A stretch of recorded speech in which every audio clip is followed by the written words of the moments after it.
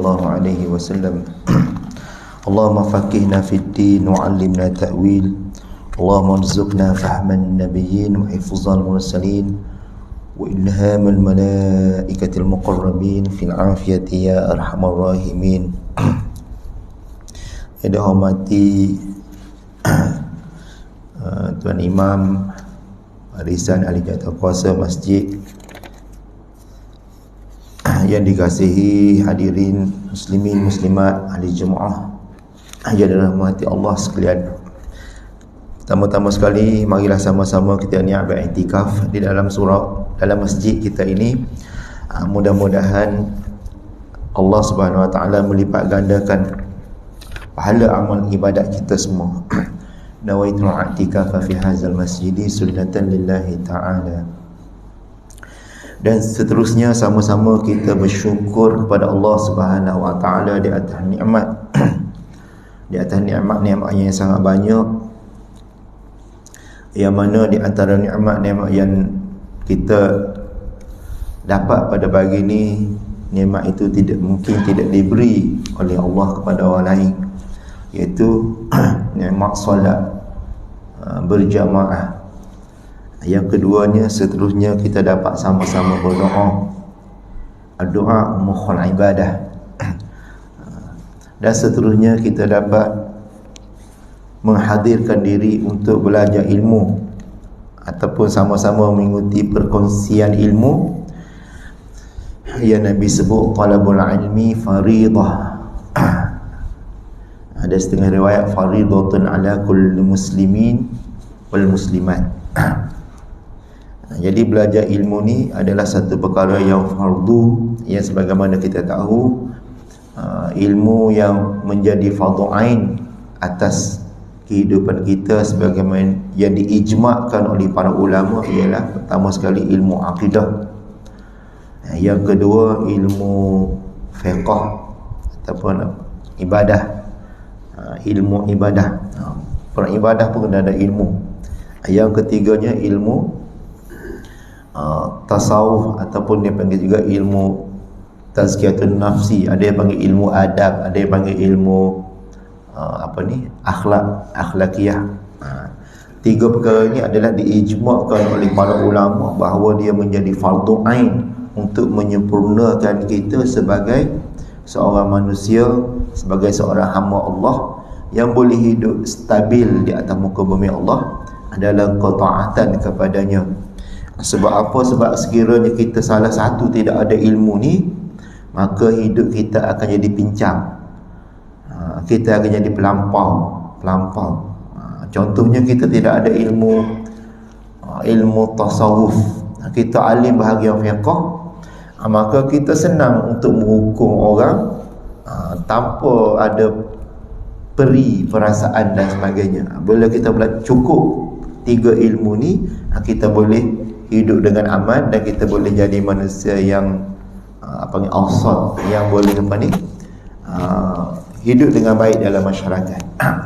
Jadi insya-Allah pada pagi ni kita semua akan berkongsi ilmu tasawuf ataupun ilmu adab ataupun ilmu akhlak, supaya hidup kita lebih sempurna. Walaupun manusia yang tidak sempurna, insya-Allah dengan mempelajari ilmu ni kita akan jadi lebih baik hidup kita. Sebelum daripada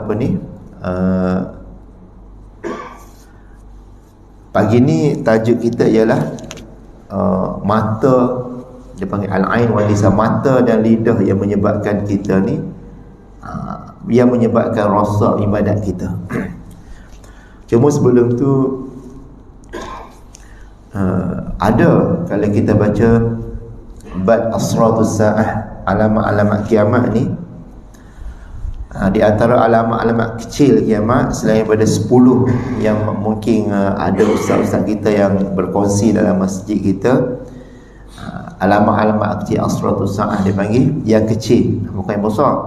Di akhir-akhir dekat dengan hari kiamat, dia sebut al-mautu faj'ah, mati mengejut.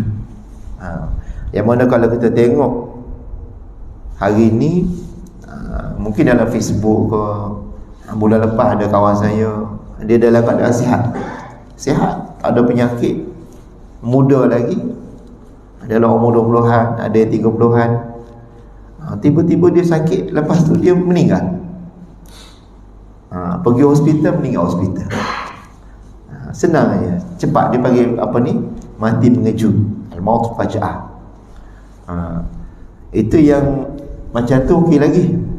Kita boleh lagi sempat lagi mengucap 2 kalimah syahadah, boleh lagi bertaubat walaupun masanya singkat. Tapi bayangkan kalau kita meninggal dalam keadaan kita tidak bersedia untuk berjumpa dengan Allah, tiba-tiba berlaku aksiden, kita pun meninggal dunia. Apa agak-agak? Dalam Al-Quran Allah Ta'ala sebut dalam surah Al-Mu'minun, a'udzubillahi minasyaitonirrajim, bismillahirrahmanirrahim. Allah Ta'ala kata, iza jaa ahadakumul mautu qala rabbirji'un. Bila seseorang tu dijemput oleh malaikat maut, terutamanya ketika orang yang tidak bersedia untuk mati, tidak bersedia ataupun tidak menyedia amal ibadat untuk mati, dia akan berkata, qala rabbirji'un, ya Allah, kembalilah aku ke dunia balik. Irji'un maksudnya kembalilah aku ke dunia balik, la'alli a'malu salihan fima taraktu. Mudah-mudahan ya Allah, dengan engkau kembali itu aku akan buat amal soleh yang aku tinggal. Banyak aku tinggal amal soleh, aku tak sempat buat, aku nak buat kembali. Itulah perkataan-perkataan yang akan dikata sehingga hari kebangkitan. Allah Ta'ala sebut, kalla innaha kalimatun wa qailuha wa min waraihim barzakhum ila yaumi yub'atsun. Itulah kata-kata yang dia kata, ya Allah, kembalilah aku, ya Allah, kembalilah aku ke dunia supaya aku boleh buat amal ibadat yang aku tertinggal, aku tak sempat nak buat.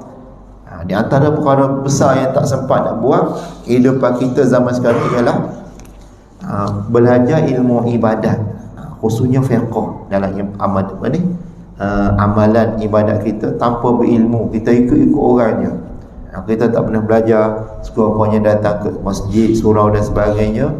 Itu sangat rugilah, sangat rugi. Kita takut kita dijemput oleh Allah dalam keadaan segera, faja'ah, tiba-tiba. Maka ketika itu tidak ada peluang lagi untuk kita beribadat kepada ataupun meningkatkan ilmu dalam beribadat.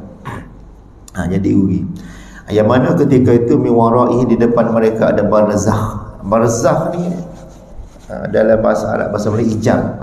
Hijab bahasa Melayu penutup, tutup. Orang yang duduk dalam kubur ni ataupun disebut alam barzakh, dia duduk satu alam lain di dunia juga, tapi dia ada halangan. Kita tak boleh nampak dia tak boleh nampak kita, tapi ketika itu dia dah dibentangkan oleh Allah dengan balasan dia yang dia akan terima. Sebab itulah bila orang meninggal aja, dalam surah Al-Munafiqun Allah Ta'ala sebut, laula akhartani ila ajalin qarib fa asaddaqa wa akum minas salihin. Ya Allah, kalaulah kau kembalikan aku sekejap di atas muka bumi, fa asaddaqa, nescaya aku akan bersedekah, fa asaddaqa wa akum minas salihin, dan aku akan buat amal-amal yang soleh. Tu rugi kalau kita semasa kita hidup ni kita tidak melakukan ataupun kita tidak belajar ilmu, tidak melakukan amal ibadat, amal soleh, maka ketika itu kita menyesal yang tidak boleh dikembalikan lagi. Macam sekarang penyesalan kita masih hidup, kita boleh kita boleh return, kita boleh go start ke belakang. Contohnya kita buat dosa, kita sempat bertaubat. Jadi semasa hidup. Sebab itulah nilai kehidupan kita sebenarnya yang paling mahal ialah nyawa kita. Nyawa. Yang keduanya iman. Iman memang nombor satu lah. Tapi kalau tak ada nyawa, nak beriman macam mana? Nyawa kita, ruh kita. Jadi tersebut kita hendaklah sentiasa bersyukur. Ya Allah, aku bersyukur padamu, kau masih lagi beri roh, nyawa, supaya kita boleh beribadat pada Allah. Jadi untuk tajuk pagi ni, mata dan lidah yang apa ni, yang boleh menyebabkan amal ibadat kita rosak ataupun habaan, jadi hancur. Kita baca sikit. Sebenarnya sambung apa ni, sebelum ni pun saya baca dalam kitab ni je, kitab karangan Imam Ghazali, kitab Minhajul Abidin. Saya sambung, sebelum ni pun saya baca yang ni, aqabah dunia, aqabah apa ni, an-nafsi, aqabah apa lagi, syaitan. Kita sambung seterusnya. Dia kata faslum thumma ra'a hazil a'dha'il arba'ah allati hiya usul. Hendaklah kamu jaga 4 anggota ini yang mana dia ni usul. Dialah asal. Usul ni asal. Kalau dalam kitab Penawar Bagi Hati, saya tak pasti masjid kita ada tak kitab Penawar Bagi Hati yang dikarang oleh Syekh Abdul Qadir Al-Mandili. Bila saya tengok dalam kitab tu, dia hampir sama dengan kitab ni, tapi dia susun, dia panggil a'dha'u sam'ah dalam kitab tu, anggota 7. Tapi Imam Ghazali ni dia kumpul dalam 7 ni, 4 ni yang paling bahaya. Dia kata al-awwalu al-ainu, mata. Mata yang pertama. Dia kata apa? Wa hasbuka fiha anna madara amriddin wad dunya 'alal qalbi. Ada cukuplah kepada kamu, wahai hamba Allah, padanya, pada mata, sesungguhnya putaran urusan agama dan dunia ala qalbi, berada di hati. Wa anna khatara qalbi wa shaghlahu wa fasadahu fil akthari minal ain. Dan sesungguhnya bahaya hati, sibuk hati dan rosaknya hati pada kebanyakan perkara minal aini, disebabkan oleh mata. Daripada mata itulah sama ada hati kita ni boleh jadi baik ataupun boleh jadi rosak. Walizalika qala Aliyun. Sebab itulah, sebab apa? Sebab dikatakan hati kita disebabkan oleh mata kita, ataupun ibadat kita disebabkan oleh mata kita. Qala Ali radhiyallahu anhu, berkatalah Sayyidina Ali, dia kata apa? Man lam yamlik ainahu falaysa liqalbi indahu qimatun. Barang sesiapa yang tidak boleh memiliki matanya, maksud yang meliku sini dia kata yahfazu. Sesiapa yang tak boleh jaga matanya, maksud milik ni jaga, falaisa liqalbi indahu qimatun, maka tidak adalah bagi hatinya nilai. Hati tidak bernilai. Sedangkan amal ibadat kita dilihat oleh Allah pada hati. Pada hati. Sebab daripada hati itulah timbul sama ada sifat mahmudah ataupun sifat mazmumah, daripada hati kita. Jadi Allah Ta'ala ni, dia lihat ibadat kita berdasarkan hati kita. Sebab itulah orang zaman dulu, ahli-ahli tasawuf, ahli-ahli sufi, mereka berzikir daripada hati. Nilainya sangat tinggi. Adapun kita banyak dari sudut bilangan. Subhanallah, subhanallah, subhanallah, subhanallah, subhanallah, subhanallah, subhanallah. Malaikat tulis, kita sebut, kita berzikir. Sepatutnya berzikir penuh dengan ta'maninah. Subhanallah, subhanallah. Tak apa, laju pun tak apa, yang penting betul. Tapi kita subhanallah, subhanallah, subhanallah, subhanallah, tak tepat sebutan dia. Alhamdulillah, alhamdulillah, alhamdulillah. Apa ni? Alhamdulillah, alhamdulillah, alhamdulillah. Cepat. Sekejap, seratus. Jadi sebut biar betul. Sebab apa? Sebab itu ditulis oleh malaikat dan dia akan dinilai nanti di sisi Allah di padang mahsyar. Jadi begitulah Imam Ghazali kata, jaga mata kalau nak hati kita ni bernilai, ada nilai di sisi Allah. Jadi kita di zaman hidup kita sekarang ni, benda yang ada di depan kita, kita nak dengan tak nak, di situlah ujian iman kita. Kalau zaman dulu rumah kita ada TV, kita tak bagi anak kita tengok, contohnya pukul 8 lepas maghrib hingga pukul 9 malam, tak boleh. Itu masa untuk dia panggil prime time, waktu yang paling utama untuk kita beribadat. Kita tutup TV kita, anak tak boleh tengok, bini tak boleh tengok, kena baca Quran masa tu. Zaman sekarang ada telefon, di situ macam-macam, tekan je nak tengok apa, semua boleh tengok. Yang zaman dulu, zaman-zaman muda, kita yang dah pencing zaman-zaman muda, tak sempat nak tengok tengket wayang cerita Piramli, boleh tengok di YouTube. Tak nak tengok filem apa, semua boleh tengok. Maka di situlah ujian keimanan mata kita. Sebab itulah menjaga mata ni satu perkara yang sangat sukar di zaman kita. Tapi siapa yang berjaya jaga mata dia daripada memandang benda yang haram, maka bernilailah hati dia di sisi Allah. Itu yang pertama.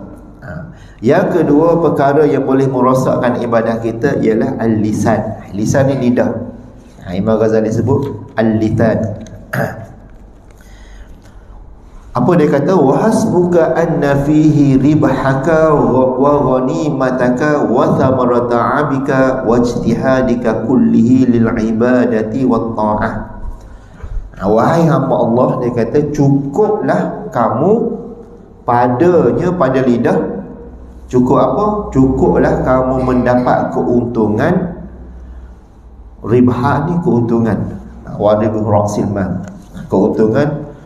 Wa ghanimataka, dan mendapat kekayaan kamu dan hasil penak kamu. Wajtihadika kullihi, dan bersungguh-sungguhnya kamu kesemuanya lil ibadati wa ta'ah, untuk ibadat dan taat. Ni Imam Ghazali kata, jaga lidah untuk apa ni? Untuk pertingkatkan pahala untuk ibadah dan taat.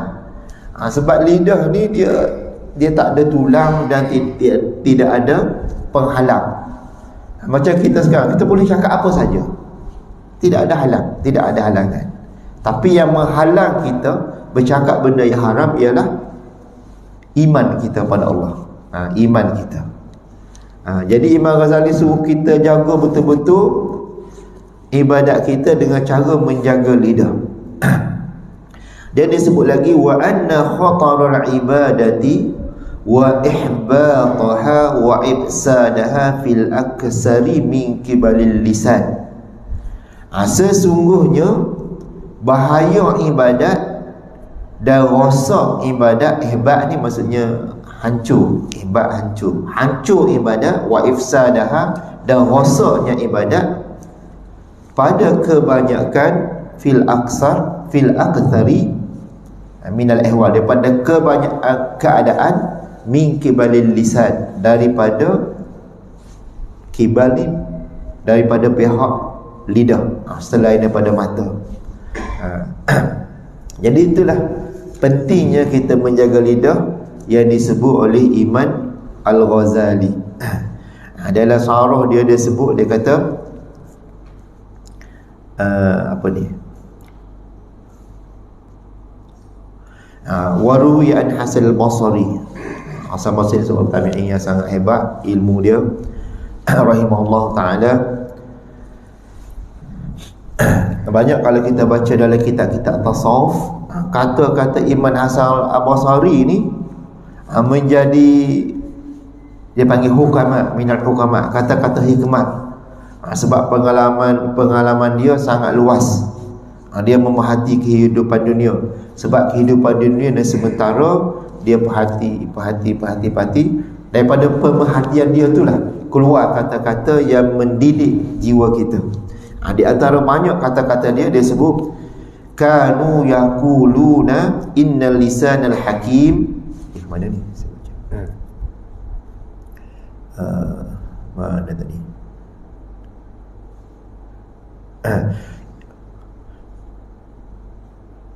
Ni bukan Asasari ya. Apa ni? Luqman Al-Hakim. Hasan Basri yang bawah, terbaca yang bawah ni. Hasan Basri lah. Itu Luqman pula, tukar pula. Kanu yaquluna inna lisanal hakim man min wara'i qalbi. Hasan Al-Basri ni dia sebut, dia kata mereka itu berkata, mereka ni para ahli hukama, orang yang bijak-bijak, yang memerhati kehidupan dunia ni, dia kata apa? Dia kata inna lisanal hakimi min wara'i qalbi. Sesungguhnya lidah orang yang bijak, orang yang bijak pandai, lidah dia min wara'i qalbi, berada di belakang hati. Ini hati, lidah dia kat belakang. Maksudnya lain itu, bukan lidah dia pergi kat belakang hati lah. Fa iza arada an yaqula raja ila qalbi. Apabila dia nak bercakap, orang yang bijak, apabila seorang yang bijak tu nak bercakap, dia akan rujuk kepada hatinya. Ila qalbihi ma utiya ala lisanihi takallama. Jadi orang yang bijak ni, lidah dia berada di belakang hati. Apa maksud dia? Dia kata apabila seseorang yang bijak tu nak bercakap, dia akan rujuk. Rujuk ni maksud dia akan tanya hati dia. Ma utiya ala lisani, barulah dia akan bercakap apa yang dia cakap selepas dia tanya hati dia. Benda ni boleh bercakap, boleh tak kita nak kata sebelum dia berkata. Itu orang yang bijak. Sebab apa? Bila lidah ni, bila dia terkeluar, dia tak boleh nak tarik balik. Tak boleh tarik balik. Jadi dia kena tanya hati dia dulu, yang ni aku boleh kata tak? Contohnya kita nak kata kat bini kita, nak kata pada anak kita, nak kata sesuatu pada jiran kita, apatah lagi lebih-lebih kita marah. Ketika marah, maka kita kena tanya hati kita, yang ni boleh kata ke tak? Kadang-kadang bila kita kata sesuatu yang boleh memberi kesan negatif, boleh beri kesan dendam, dia akan dendam selama-lamanya. Contohnya kita kata kepada bini kita, kita kata bodoh kamu ni, dia akan berdendam. Dia akan berdendam benda tu, walaupun dia tahu apa yang kita kata, dia akan kesan dia begitu. Tak boleh berdendam dengan suami, tapi perasaan tu tetap ada. Sebab tu kita kena, begitu juga kita kata pada jiran kita dan sebagainya, dalam keadaan kata-kata marah ataupun caci, dia akan ada di hati dia kesan yang negatif. Itu apa ni? Iman Hasan Al-Basri. Lepas tu dia fa'ikana lahu qala. Sekiranya apa yang dia nak kata itu lahu maksud hak, ada kebenaran, qala, orang yang bijak akan berkata. Wa ikana alaihi amsaka. Sekiranya adalah ke atasnya, maksudnya batil. Aku nak cakap ni, tak boleh ni. Sebab tanya dah hati, apa kesan dia, apa kesan dia bila bercakap. Apatah lagi kalau kita seorang pemimpin. Pemimpin lagi lah, setiap kata-kata dia dirakam. Ada orang akan ingat, rakyat akan ingat. Begitu juga kita sebagai bapa, kita kata anak-anak akan ingat. Terutama orang yang ada jawatan lah. Apa yang dia kata, terutama yang berkaitan dengan janji, dia akan diingati dan akan dituntut di akhirat nanti. Wa ikana alaihi, sekiranya apa yang dia nak kata itu alaihi, maksud alaihi sini batil. Batil ni tak betul, amsaka, dia akan tahan, dia tak berkata. Itu orang yang bijak. Lepas tu Imam Hasan Basri kata lagi, wa innal jahila qalbuhu ala tarafi lisanih. Sesungguhnya orang yang jahil, hati dia berada di tepi lidah. Taraf ni ujung lidah. La yad'u ila qalbihi ma utiya ala lisanih. Dia tidak rujuk, tidak tanya hati dia dulu apa yang dia nak cakap, ala lisanihi takallama. Dia nak cakap apa, dia cakap aja. Dia pakai cakap aja. Itu Hasan Basri cakap daripada pengalaman hidup dia yang panjang, ilmu dia yang banyak, dia perhati manusia macam tu. Ada manusia bila cakap, dia cakap aja. Dia tak fikir kesan emosi orang terhadap dia. Contohnya dia marah kepada seseorang tu dalam kumpulan ramai, orang yang berada di depan dia semua sumpah kat dia, doa yang buruk. Maka keburukan tu kembali kepada dia. Sebab tu bila kita nak bercakap, kita fikir yang ni apa efek pada kita, kesan pada kita. Kita cakap yang ni, apa yang kita akan dapat. Tapi kalau yang tak betul tu, kita tegurlah cara elok. Dia benda yang tak baik, dia akan jadi baik bila kita pandai bercakap. Yang kita tegur, kamu ni masuk neraka ni, benda ni dengan merah muka kita dah. Jadi kesan tu, orang tu yang nak beriman semakin jauh. Cara ataupun siapul kalam dia panggil. Kita tak betul, maka kesan dia jadi macam tu. Lebih baik kita diam lah kalau kita tak tahu apa-apa. Sebab tu setengah ulama kata hakul jahil as-sukun. Hak orang yang tidak ada ilmu ni hanya diam je. Diam tengok. Itu lebih baik daripada dia bercakap. Bila dia bercakap, macam-macam perspektif yang tak baik orang tak ada dia. Dia nak cakap benda yang baik tapi tak jadi baik. Sebab apa? Sebab cara dia bercakap tak betul. Jadi lidah ni kena betul-betul jagalah. Dan cara nak jaga lidah ialah dengan ilmu. Ilmu. Bila kita ada ilmu, insya-Allah kita akan boleh bercakap dengan baik.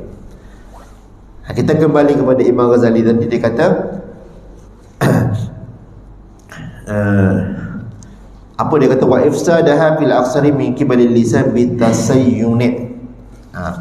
Dan kebanyakan benda yang rosak daripada lidah ni banyaknya bitasannu'i. Tasannu' ni maksud buat-buat. Tasannu'i dalam bahasa Arab, tafa'ala tu buat-buat. Buat bahasa dia. Di bahasa Arab ni kalau dia ada beza. Sebab itu kalau kita baca dalam Al-Quran, sebab apa Allah Ta'ala ya ayyuhallazina amanu isbiru wasabiru warabitu. Mula-mula Allah Ta'ala sebut isbiru wasabiru. Ada sabiru atau wazan fa'ala. Isbiru ni isbir. Ada dua kalimah sabar. Dia ada beza. Bila pertama Allah Ta'ala isbir, maksudnya kamu hendaklah jadi orang sabar. Wasabiru, dan orang yang sabar menyabar. Salin nasihat supaya sabar menyabar.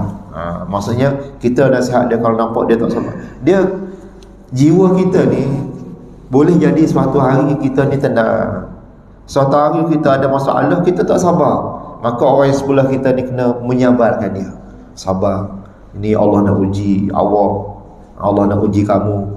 Jadi dengan cara macam tu, maka dia akan lahir kebaikan. Tapi kalau kita tidak menyabar, dia dah lah tak sabar, kita jadi batu api pula, maka akan jadi musibah.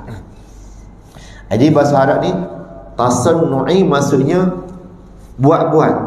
Buat benda tak berlaku tapi direka ciptakan. Lidah dia boleh buat macam tu. Kadang-kadang contohlah, kita kata ni Israel nak bom Malaysia. Dia sekarang dia berada di dekat dengan Selat Melaka tau. Kita yang nak pusing kita, padahal benda tu tak berlaku. Kita bagi tahu dengan lidah kita. Bahaya lidah. Wat tazayyuni. Tazayyun ni maksudnya buat dalam bentuk perbuatan yang baik-baik. Dia cakap benda yang baik-baik tentang orang ni, sedangkan orang ni tak baik. Dia cakap yang ni baik, dia baik. Sedang dia tak baik. Buat lidah lah. Dan Imam Ghazali kata wal ghibah. Ghibah ni mengumpat, membawa. Itu juga kerja lidah. Wa nahwiha, dan seumpamanya yutlifu alaika bilafzin wahidatin, yang mana dengan sebab lidah tu dia boleh merosakkan ke atas kamu dengan satu lafaz yang satu sahaja. Dia rosak ibadah. Maksud sini ibadah, dia merosakkan ibadah. Ma ta'ibta fihi sanatan, yang mana kamu telah penat beribadat pada dia selama setahun. bal khamsa wa ashra, bahkan lebih, bahkan 15 tahun. Khamsa wa ashra, boleh jadi kita solat tahajud dah 15 tahun dah setiap malam. Setiap malam kita solat tahajud. Kita pun pergi bercerita kat orang, aku daripada umur 15 tahun lagi solat tahajud tak pernah tinggal. Kita bercerita dengan tujuan untuk menunjukkan maka semua ibadat tu hebat, hancur. Hancur. Kita tak perasan benda ni. Kita cerita kat orang tu. Sebab apa jadi hancur? Sebab dalam ilmu tasawuf ni, ibadat khusus untuk Allah. Bila kita cerita kat orang, kita nak ambil penghormatan orang, bukan rahmat ataupun pujian daripada Allah, maka Allah hancurkan semua. Jadi bukan hak Allah, jadi hak orang. Sebab itu bila orang puji kita, kita kena kata alhamdulillah. Semua pujian ni semua milik Allah, bukan milik aku. Jadi kalaulah kita cerita pula ibadat kita, maka tak pelik jadi hancur ibadat kita, pahala amal ibadat kita. Tapi kalaulah kita nak cerita kepada anak cucu kita dengan sebab tahajud ni lah Allah Ta'ala bagi gini-gini untuk pengajaran dia, untuk ikutan dia, maka tidak mengapa, dengan ada tujuan. Tapi kalau untuk penghormatan orang, maka hancur. Kadang-kadang anak cucu kita ni, contohnya kita orang kaya, anak cucu kita tak tahu sebab kita kaya. Dia nampak kita kerja je, dia tak tahu ramai orang kerja tapi tak kaya-kaya pun. Daripada muda sampai tua, dia bekerja je, dapat duit habis duit, dapat duit habis duit. Dia tak tahu asbab dia. Mungkin dia ni tahajud tak berhenti, doa tak berhenti, amal ayat 1000 dinar dan sebagainya. Dengan asbab tu baca surah Al-Waqi'ah, tak pernah tinggal. InsyaAllah Allah akan bagi rezeki kekayaan. Ada dulu pernah, zaman tak silap saya, zaman cerita ni lama, zaman kerajaan Amasiyah, ada seorang penguasa, saya lupa nama dia sebab cerita tu lama sangat. Dia ni seorang penguasa dan dia boleh melantik anak-anak dia. Anak dia ramai, dia boleh melantik anak-anak dia jadi ketua situ, ketua sini. Maksudnya kalau dia meninggal dunia, tak apa, anak dia ada kerja. Tapi ada seorang pengawal dia, wahai tuan, kenapa tuan tidak melantik anak tuan menjawat jawatan ni, sedang semasa tuan masih berkuasa, sebelum tuan meninggal. Dia kata, aku telah mewasiatkan kepada anak-anakku surah Al-Waqi'ah. Siapa yang dia sentiasa baca surah Al-Waqi'ah, kalau dia amal ke surah Al-Waqi'ah, insya-Allah Allah akan bagi rezeki pada dia. Kalau dia tak amal, maka boleh jadi Allah tak bagi rezeki dia sesuai dengan dia. Kalau dia kaya lagi, dia lupa pada Allah. Kalau dia miskin, lebih baik untuk dia. Sebab apa? Sebab dengan kemiskinan tu dia akan ingat pada Allah. Itu di antara sikap yang baiklah penguasa-penguasa zaman dulu, yang baik. Lepas tu Imam Ghazali kata lagi, dia kata walizalika qila. Imam Ghazali kata ma syai'un ahaqqa bitul sijni minal lisan. Tidak ada sesuatu pun yang lebih berhak dipenjarakan panjang berbanding dengan lidah. Kalau orang tu penjara selama 10 tahun sebab mengedar dadah contoh, tak panjang lagi. Lidah kena panjang lagi dipenjarakan. Maksud dipenjarakan ni ialah ditahan, tahan daripada berkata-kata benda-benda yang boleh merosakkan ibadat dia. Sebab tu dalam syarah dia sebut, dia kata ahaqqu bitudisijni wal habsu. Habsu ni tahan, jangan bercakap. Li'annahu aqwa asbabil halak fid dunya wal akhirah. Kerana apa? Kerana lidah ni adalah sebab yang paling kuat membinasakan ibadat dalam dunia dan juga akhirat. Lidah, amalan lidah ni, percakapan kita ni, dia kesan dia bukan di dunia saja, di akhirat lebih-lebih lagi. Sangat-sangat berbahaya. Inilah baru Luqman Al-Hakim, dia kata annahu qala li ibnihi. Luqman seorang tabi'in, dia kata kepada anak dia, lu kenapa bukan tabi'in ni sebelum zaman Nabi Muhammad lagi. Dia kata li benihi, bagi anak dia, ya bunayya, wahai anak kesayanganku. Luqman ni bagus sebab itulah surah Luqman, kan, tentang Luqman Al-Hakim ni, bahasa-bahasa dia sangat baik. Bahasa-bahasa dia sangat baik. Dia riwayatkan dia juga seorang Nabi, Luqman Al-Hakim. Adalah Quran surah Luqman. Dia kata ya bunayya, wahai anak kesayanganku. Dengan anak dia kita kena cakap bahasa yang elok, sebab daripada elok tu dia akan ikut kita. Saya selalu pesan di sekolah tu, budak-budak, anak-anak murid saya lah yang kecil-kecil, saya tanya, kenapa adik awak selalu je cakap ke awak bodoh? Awak cakap, dia selalu cakap, budak-budak ni tak tahulah, mungkin kita tak pantau, dia cakap babi lah apa semua. Pernah tak adik cakap saya, awak babi, kat awak babi? Pernah Ustaz. Dia cakap, ya adik saya selalu. Awak tahu tak daripada mana dia dapat babi tu? Tahu tak? Daripada awak. Kamu cakap dia, adik kamu bodoh, dia akan cakap bodoh.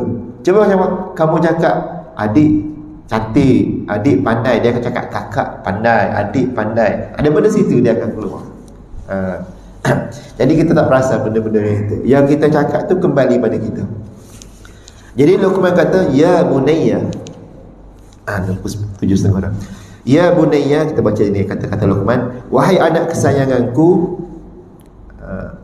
man yushibi sahibas su' lam yaslam. Sesiapa yang berkawan dengan kawan yang buruk, lam yaslam, dia tak selamat. Walaupun dia duduk dekat dengan penagih dadah, kita tak penagih dadah, datangnya ADK, polis barang dengan kita sekali kena tangkap, tak selamat. Lepas tu dia kata wa may yadkhili mudkhala su'in yuttahamun. Sesiapa yang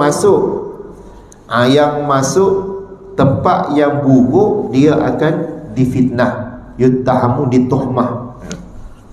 Yuttahamun, tuhmah bahasa Arab tu. Difitnah.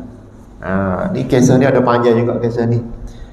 Seorang apa ni, nama apa saya lupa. Dia selalu masuk tempat yang berzina, tempat orang rumah pelacur. Dia tak pernah pelacur pun, tapi dia bayar kepada perempuan tu untuk satu malam ni, kau jangan timbul siapa-siapa, aku bayar dah untuk malam ni. Dia bagi tahu kat bini dia. Bini dia kata, nanti kalau kamu, dia ada nama dia, saya lupa sebab cerita ni lama sangat saya baca. Kamu masuk rumah pelacur tu, nanti kamu akan difitnah. Tak apa, biarlah. Nah, yang penting aku nak menghalang dia daripada melakukan zina. Dia pergi rumah pelacuran, dia bayar kat perempuan tu untuk malam tu, dia bayar pada perempuan supaya tidak ada lelaki lain masuk dan tidak berlaku perzinahan. Malam esok pun macam tu, dia bayar, jadi tidak berlaku perzinaan. Bini dia dah pesan, nanti kamu akan difitnah. Dia kata tak apa, biarlah aku fitnah. Nanti kalau aku meninggal, khalifah akan, dia dah ketawa, dia cakap, khalifah akan memandikan jenazah aku. Jadi lama-lama dia meninggal dunia. Dan orang semua tuduh dia ni kaki perempuan. Bila dia meninggal, diberi mimpi oleh khalifah, Nabi perintahkan supaya khalifah tu tolong mandikan jenazah dia. Maka ketika tu orang tahu bahawa dia ni buat kebaikan. Sebab tu disebut, bila masuk tempat yang buruk, tempat berjudi, kita yang tak berjudi ni, kita akan difitnah. Wa man lam yamliku, ni syahid dia, wa man lam yamliku lisanahu yandamu. Dan sesiapa yang tak boleh menjaga lidah dia, dia akan menyesal. Itulah kata-kata Luqman Al-Hakim. Kata-kata dia memang penuh hikmat lah, penuh dengan pengajaran untuk kita amalkan dalam kehidupan kita. Jadi rasa setakat itulah untuk pagi ni, tentang dua perkara yang boleh merosakkan ibadah kita, iaitu pertama mata, yang keduanya lidah. Kalau kita nak baca kata-kata hikmat ni, banyaklah, daripada Imam At-Tawus, daripada siapa lagi ni, hadis Nabi pada yang diriwayatkan qala ba'dahu qama, banyak juga ni. Ada tiga, salah satu azab, anak-anak Adam ada tiga jenis bahagian kehidupan dia: hati, lidah dan anggota. Jadi setakat tu saja untuk hari ini. InsyaAllah mudah-mudahan apa yang kita dengar kita jaga dalam kehidupan kita, sebab kehidupan kita di dunia ni tidak lama. Tidak lama. Kalau kita rasa lama tu silap, sangat silap. Sebab kehidupan yang tidak lama ni lah untuk menuju kehidupan yang sebenarnya, yang hakiki di akhirat nanti. Kita amal lah, sebab di tempat nilai Allah kita di dunia ini sahaja. Kalau kita boleh hindar, boleh menjaga diri kita, boleh menjaga hati kita, mata kita daripada perkara-perkara yang Allah larang, maka di sana Allah Ta'ala sediakan yang terbaik untuk kita. Tapi kalau kita gagal di dunia ini, kita tak mau Rabbirji'un, bila kita meninggal dunia je kita nampak terus, ya Allah kembali aku, ya Allah kembali aku, sampai hari kiamat. Maka rugilah kita ketika itu, dan tidak boleh siapa-siapa menolong kita. Jadi setakat tu mudah-mudahan apa yang kita dengar kita amalkan dalam hidup kita, dan kita mudah-mudahan kita sentiasa dirahmati oleh Allah. A'udzubillahi minasyaitonirrajim. Bismillahirrahmanirrahim. Allahumma ya mu'allima Ibrahim al-hikmata 'allimna, ya mufahimu Sulaiman fahimna fafahamnaha Sulaiman, wa kullan atayna hukman wa ilma. Rabbana zalamna anfusana wa illam taghfir lana lanakunanna minal khasirin. Wa sallallahu ala sayyidina Muhammad wa ala alihi wa sahbihi wa baraka wa sallam, walhamdulillahi rabbil alamin.